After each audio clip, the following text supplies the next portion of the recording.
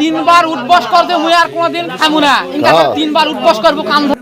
দ্বিতীয়বারের মতো আবারও ধরা খেলো সেই সুজন তার নিজ বাসায় বসে থেকে মাদক সেবন করতেছিল।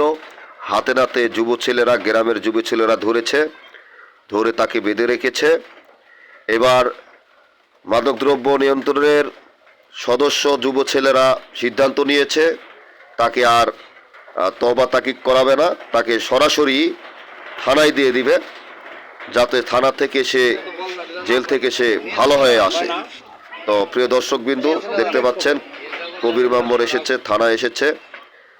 তো আপনারা ভিডিওটা বেশি বেশি করে শেয়ার করবেন, যাতে এই ভিডিওটি যারা মাদক বিক্রি করে এবং সেবন করে তারা যেন সতর্ক হয়ে যায়। ধন্যবাদ সবাইকে।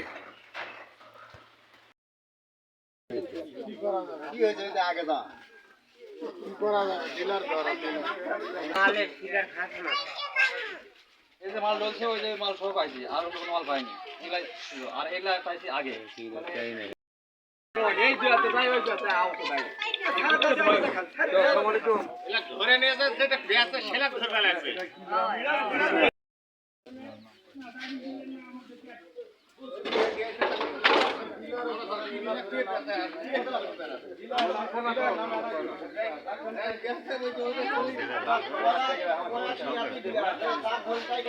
আগে সহ করতে আরে যেটা বেসা পার্টি ঘর না বন্ধ করা বন্ধ দিলা বেসা পার্টি নাম কি